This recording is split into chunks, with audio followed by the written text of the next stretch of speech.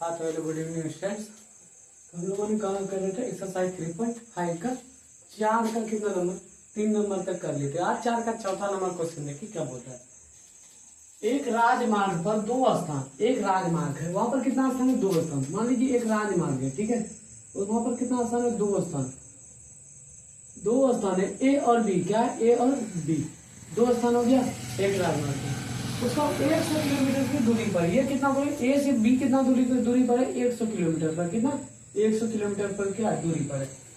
ए car ए से तथा B car B से एक ही समय में चलना प्रारंभ करता है। ए कार जो है यहाँ से ए से चलना प्रारंभ कर रहा है। ए कार जो है वो बी से चलना क्या कर रहा है, प्रारंभ कर रहा है। बी से चलना प्रारंभ कर रहा है, प्रारंभ कर रहा है। यदि ये कार भिन्न भिन्न चालों से, पहले तो देखिए इन दोनों का कार क्या बोला, 2 स्थान है ए और बी, दोनों का कुल दूरी कितना, 100 किलोमीटर की दूरी पर। ये ए से बी कितना दूरी पर है, 100 किलोमीटर की दूरी पर। कितना, 100 किलोमीटर से। एक कार जो है ए से चलना प्रारंभ करती है और एक कार बी से चलना प्रारंभ करती है।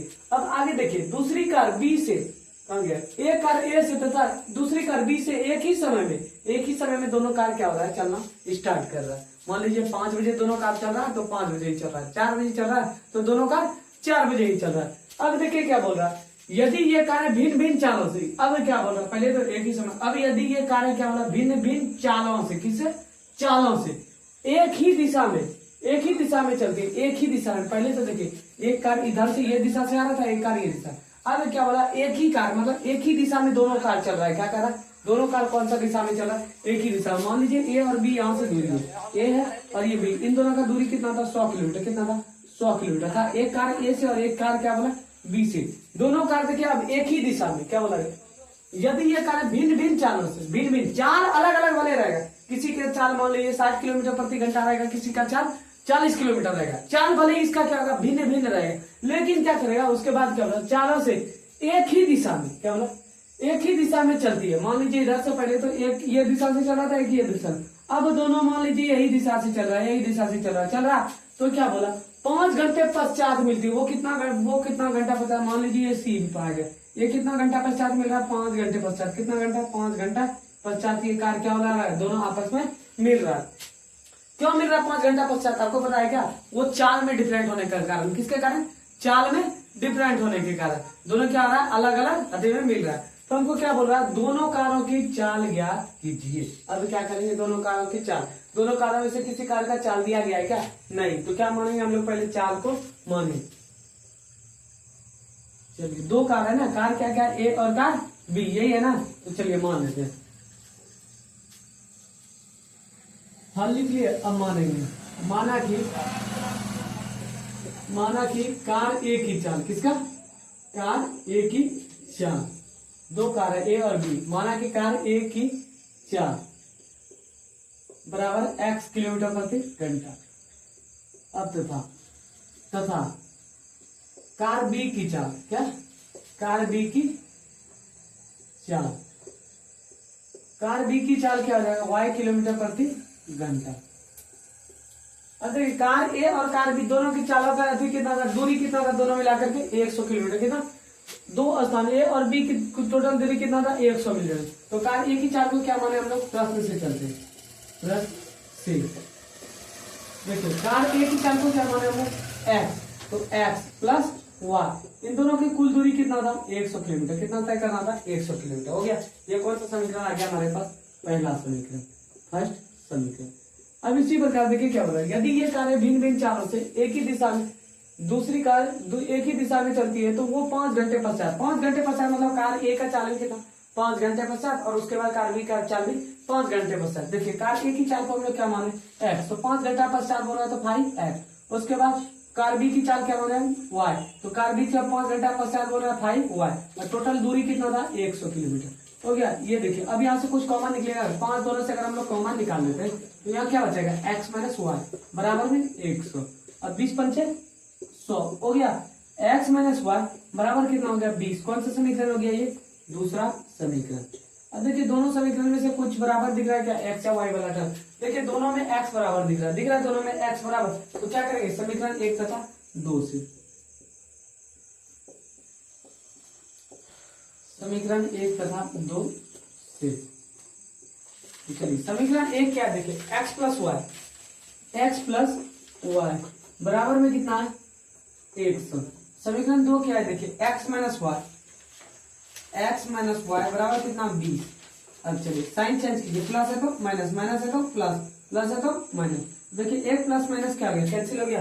अब प्लस माइनस क्या बोले थे, जोड़ दे रहे, तो प्लस वाई और वाई मिलकर के कितना हो गया 2y बराबर मिलेगा 120। अगर घटाते तो हम लोग कितना बचेगा 80 बचेगा। 2 से 80 कटा दीजिए, कितना आ गया 40 बार। तो y का मान कितना आ गया, y इक्वल टू कितना आ गया, y का मान कितना आ गया 40। अब इसको किस में ले जा करके बैठा देंगे, समीकरण 1 या समीकरण 2। समीकरण 1 में हम लोग बैठा देते हैं, समीकरण 1 में y का मान रखने पर,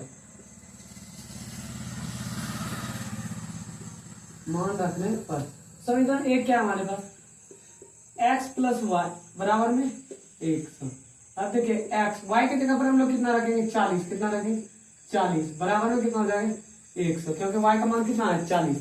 x उसके 40 प्लस में उस पर जाएगा तो माइनस में 100 माइनस 40, तो x का मान कितना आ गया 60, कितना आ गया 60। तो देखिए हम लोग यहाँ पर एक कार की चाल को क्या माने थे x, तो एक कार की चाल कितना हो गया 60 किलोमीटर प्रति घंटा, तथा कार b की चाल क्या माने थे y किलोमीटर, y कार की चाल क्या आ गया 40 किलोमीटर प्रति घंटा। तो यहाँ लिख देंगे, अतः कार ए की चाल 40 किलोमीटर प्रति घंटा है, तथा कार बी की चाल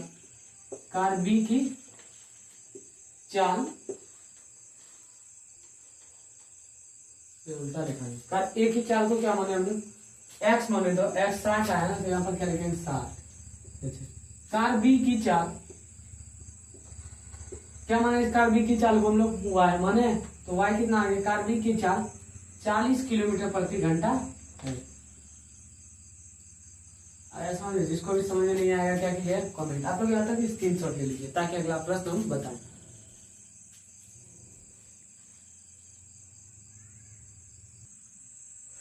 अब देखिए 4 का 5वां नंबर क्वेश्चन क्या बोल रहा है, एक आयत का क्षेत्रफल 9 वर्ग इकाई कम हो जाता है। क्या बोल रहा है, एक आयत का क्षेत्रफल 9 वर्ग इकाई क्या हो जा रहा है, कम हो जा रहा है, यदि उसकी लंबाई 5 इकाई कम कर दी जाती है। क्या बोल रहा है, लंबाई क्या बोल रहा है, कम कितना लंबाई क्या बोल रहा है, आयत का लंबाई जो है वो 5 इकाई कम कर दी जाती है, और चौड़ाई क्या बोल रहा है 3 इकाई बढ़ा दी जाती है। लंबाई में क्या करना, 5 इकाई क्या कर देना कम, और चौड़ाई में क्या करना 3 इकाई बढ़ा दी जाती है। यदि हम लंबाई को 3 इकाई और चौड़ाई को 2 इकाई बढ़ा दें, क्या बोल रहा है, अब फिर से दूसरा केस क्या बनेगा, लंबाई में क्या बोल रहा है 3 इकाई बढ़ा देने, 3 इकाई और चौड़ाई में कितना बोला है, चौड़ाई में 2 इकाई बढ़ा दे, तो क्षेत्रफल 67 वर्ग इकाई क्या हो जाता है, 67 वर्ग इकाई बढ़ जाता है। आयत की विमाएं ज्ञात कीजिए। तो चलिए आयत की हम लोग विमाएं ज्ञात करते हैं। चलिए हर सबसे पहले क्या रखेंगे, हाँ लिख दिया आयत का, देखिए लंबाई और चौड़ाई कुछ दिया गया, कुछ नहीं दिया गया, कुछ नहीं दिया गया। तो इस केस में हम लोग क्या करेंगे, सबसे मानेंगे, माना कि आयत की लंबाई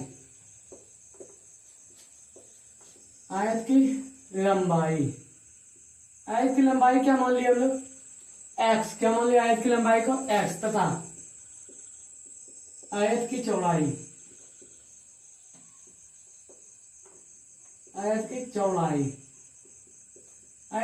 को क्या मान लिया y मान लिए। अब देखिए क्या बोला, एक आयत, तो जब लंबाई और चौड़ाई मान लिया तो क्षेत्रफल क्या आ जाएगा आयत का, बताइए क्षेत्रफल, आयत का क्षेत्रफल क्या था फॉर्मूला,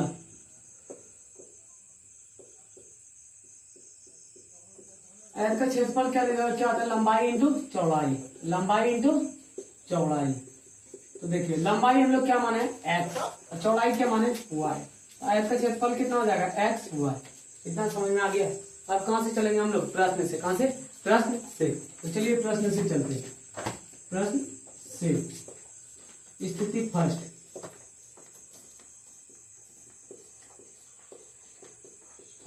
देखिए क्या बोल रहा है, एक आयत का क्षेत्रफल 9 वर्ग इकाई कम हो जाता है यदि उसकी लंबाई, अब क्या बोल रहा है, लंबाई 5 इकाई कम कर दी जाए, तो लंबाई को क्या माने x, तो लंबाई कितना बोल रहा है 5 इकाई कम कर देने, तो 5 इकाई जब कम कर देंगे लंबाई में तो क्या हो जाएगा, लंबाई x माने, तो कम करना मतलब घटेगा x -5।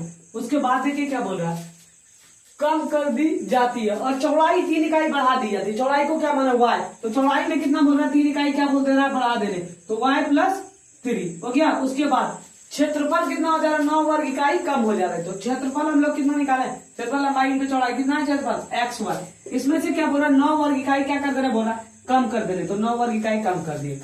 अब इसको मल्टीप्लाई कीजिए, अब ये दोनों गुना है ना, तो x में y से मल्टीप्लाई करेगा तो क्या आ जाएगा xy, x में जब 3 से मल्टीप्लाई करेगा तो 3x, -5 में जब y से मल्टीप्लाई करेगा तो 5y, जब -5 में 3 से मल्टीप्लाई करेगा तो 5 दिया 15। उसके बाद देखिए इधर क्या xy -9, तो देखिए दोनों एक xy इधर है एक xy इधर है, तो कैंसिल हो गया। अब बचा क्या यहाँ से 3x बचा, 3x -5y उसका -15, और ये 9 माइनस रहना है तो इस पर आ जाएगा तो प्लस में बराबर में 0। तो देखिए यहाँ पास क्या गया 3x -5y, और 15 में 9 घटा देंगे कितना बचेगा 6, तो -6 बराबर में 0। तो 3x -5y बराबर ये -6 है ना, उस पर जाएगा तो +6।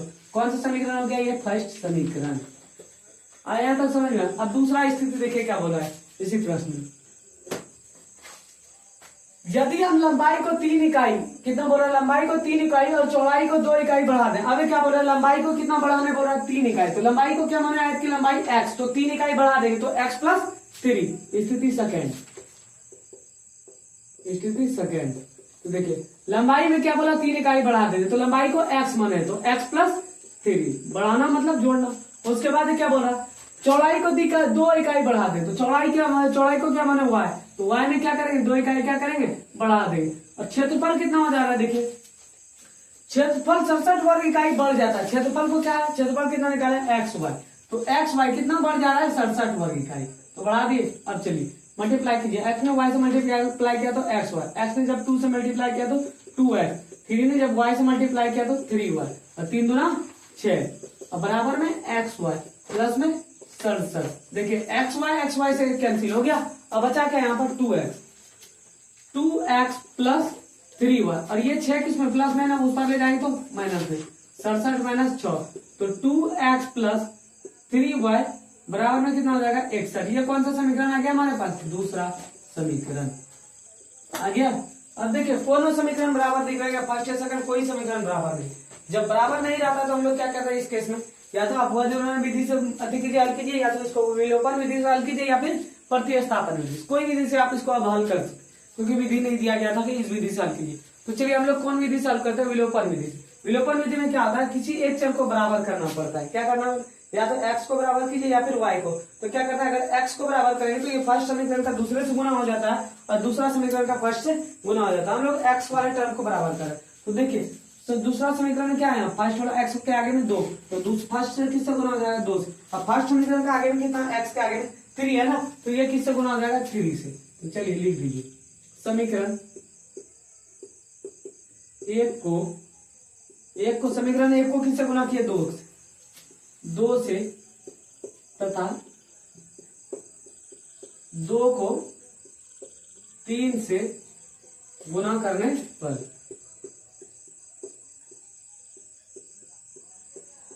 चलिए गुना कीजिए। अब देखिए समीकरण 1 को 2 से गुना, 2 ने 3 से मल्टीप्लाई करेगा तो क्या आ गया 3 दूना 6x। अब देखिए 2 ने जब 5 से मल्टीप्लाई करेगा 5 दूना 10 हुआ, माइनस है ना आगे में, तो -10 हुआ। अब 2 ने जब 6 से मल्टीप्लाई करेगा 6 दूना 12 हो गया, फर्स्ट समीकरण का काम खत्म। अब दूसरा समीकरण भाई, 3 ने जब 2 से मल्टीप्लाई करेगा 3 दूना 6x, देखिए एक टर्म बराबर हुआ, x वाले टर्म को हम लोग बराबर करें तो बराबर हुआ, अब कट जाएगा ही। उसके बाद 3 ने जब 3 से मल्टीप्लाई करेगा 3 दिया 9y, और बराबर में इधर क्या आ जाएगा, 3 ने जब 61 से मल्टीप्लाई 3 का 3 और 6 दिया 18, 100 कितना आ गया 83। अब साइन चेंज कीजिए, प्लस है तो माइनस, प्लस है तो माइनस, प्लस है तो माइनस। देखिए एक प्लस माइनस क्या आ गया, कैंसिल हो गया। अब बचा क्या, माइनस और प्लस जब बोले थे तो क्या कर देना, जोड़ देना, लेकिन साइन जिसका बड़ा रहेगा वही लिखना। तो 10 और 9 कितना हो जाएगा 19, कितना हो जाएगा 19y, और माइनस में क्या हो जाएगा यहाँ पर माइनस आ गया, क्योंकि साइन किसका बड़ा माइनस वाला। अब यहाँ पर भी आइए, ये दोनों प्लस है, दोनों जब जोड़ रहेगा तो क्या कर देना, हमको घटा देना, क्या कर देना घटा देना। तो देखिए 12 में 183 घटाएंगे तो कितना होगा, घटा दीजिए, 183 में कितना घटाना 12, तो 3 में 2 गया 1, 8 में 1 गया तो कितना बचा 7, 1 बचा ना, कितना बचा 3 में 2 1, 8 में 1 7, ठीक है, 171 कितना हो गया, और साइन किसका बढ़ा है, माइनस वाला, -171, तो कटा दीजिए इसको, कट गया। अब कितना बचा देखिए, y यहाँ से अगर हम लोग निकालेंगे तो ये 19 गुना में, तो इधर आ जाएगा तो कितना हो जाएगा, 171 होते 19 नमा 1 से, तो y का वैल्यू कितना आ गया 9। अब इसको किसमें ले जाकर के हम लोग बैठा देंगे, समीकरण 1 में। समीकरण 1 क्या है यहाँ देखिए, इसमें बैठा देंगे तो किसका मान आ जाएगा, x का। तो x जब यहाँ पर अभी क्या निकला, y किसको माने हम लोग, यहाँ देखिए आयत की चौड़ाई कितना आ गया, 9 वर्ग इकाई, कितना आ गया 9 वर्ग इकाई आ गया। अब यहाँ पर क्या करेंगे, आयत का क्या निकालेंगे हम लोग, लंबाई। तो यहाँ तक आप लोग क्या कीजिए, स्क्रीनशॉट ले लीजिए।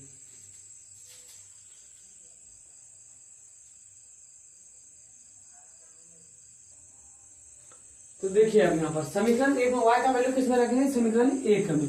तो देखिए अब यहाँ तो मिटाते हैं, आप लोग स्क्रीनशॉट ले लिए होंगे।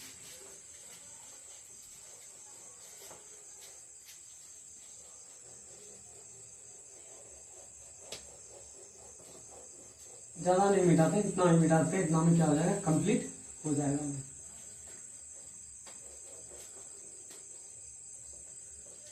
देखिए समीकरण 1 हमारे पास क्या है, समीकरण 1 में किसका मान रखेंगे, y का। तो लिख देंगे समीकरण 1 में y का मान रखने पर,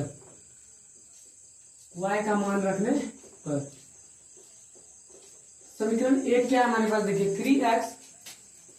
3x माइनस 5y बराबर है कितना है 6। तो देखिए 3x हो गया -5, और y कितना निकाले हम लोग यहाँ पर 9, तो y कहां पर रख देंगे, समीकरण 1 में। तो y की जगह कितना रख देंगे 9 बराबर में 6, तो 3x 9 बचे 45 बराबर में 6। तो चलिए 3x, ये 45 माइनस में है ना, तो उस पर जाएगा तो कितना आ जाएगा, प्लस में, 6 प्लस क्या आ जाएगा 45, तो 3x और 45 से कितना हो गया 51, तो कटा दीजिए, 17 किया 51, कितना आ गया 17। तो x का मान कितना आ गया हमारे पास 17, आया समझ में। तो विमाएं मतलब क्या आ गया, लंबाई और क्या ज्ञात करना था, चौड़ाई। तो हम यहाँ पर थोड़ा सा और लिख देंगे, अतः आयत की विमाएं, आयत की विमाएं क्या हो जाएगा, लंबाई कितना निकल गया, लंबाई को क्या माने थे हम लोग x, तो लंबाई कितना निकल गया 17, तथा आयत की, उसके बाद चौड़ाई क्या माने थे, आयत की चौड़ाई क्या माने थे, चौड़ाई कितना निकल गया 9। तो ये प्रश्न क्या हो गया, कंप्लीट हो गया। जिसको भी समझ में नहीं आएगा वो लोग क्या कर दीजिएगा, कमेंट कर दीजिएगा, ताकि इस सवाल को हम फिर से बता सकें। चलिए आज के लिए गुड नाइट।